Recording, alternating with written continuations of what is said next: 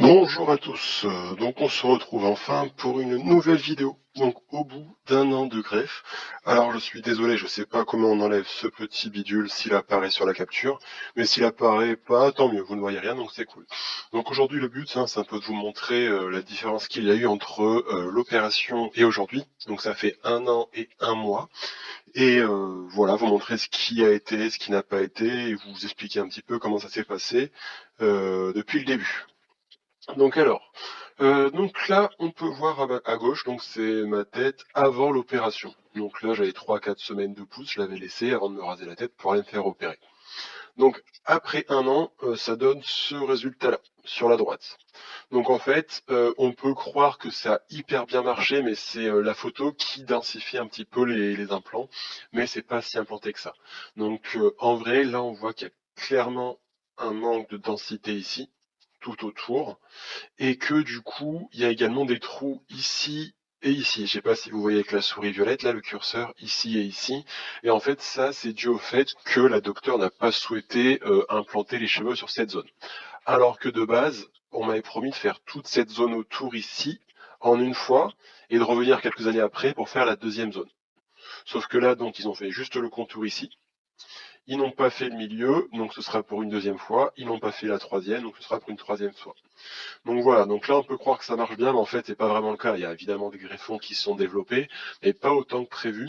Et surtout, je peux pas trop laisser pousser les cheveux, hein. Je dois me couper toutes les 2 3 semaines, ce qui est un peu plus rapide que ce que je faisais avant, pour éviter les trous, parce que les trous c'est bien présent et c'est clairement pas esthétique. Et ça c'est vraiment dommage.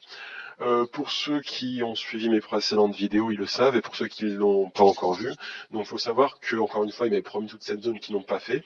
Et pendant la journée de l'opération, la docteure, la chirurgienne, a passé sa journée à parler plutôt que d'opérer.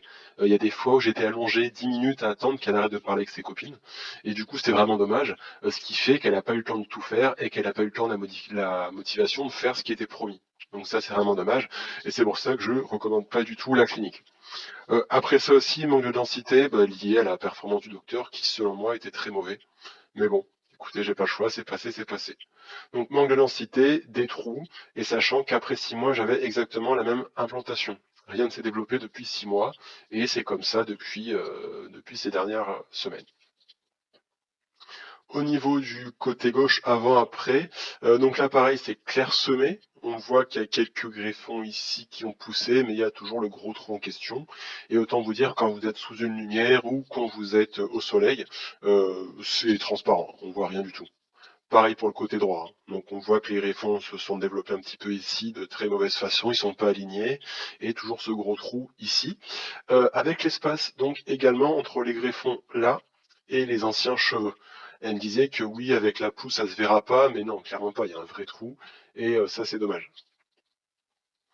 Et voilà, donc c'était assez rapide, mais voilà, donc je suis un peu déçu, voire très très très déçu par l'opération, sachant que j'ai payé au total plus de 3 000 € pour très peu de greffons qui manquent vraiment de densité. Et pour être honnête, à ce prix-là, pour autant de greffons, je serais resté en France. C'est le même prix. Donc là, je suis parti donc à Hongrie, Air Palace. Ils étaient censés en faire beaucoup plus, et en fait, c'était pas le cas. Donc vraiment dommage, mais voilà, faites attention, autant le faire en France si vous avez peu de greffons, ça vous permettra d'être plus sûr d'avoir quelque chose de plus quali que Air Palace. Et surtout les trous, voilà les trous, le comportement du docteur pendant l'opération. Donc ça a été vraiment un gros fail, hein, comme on dit.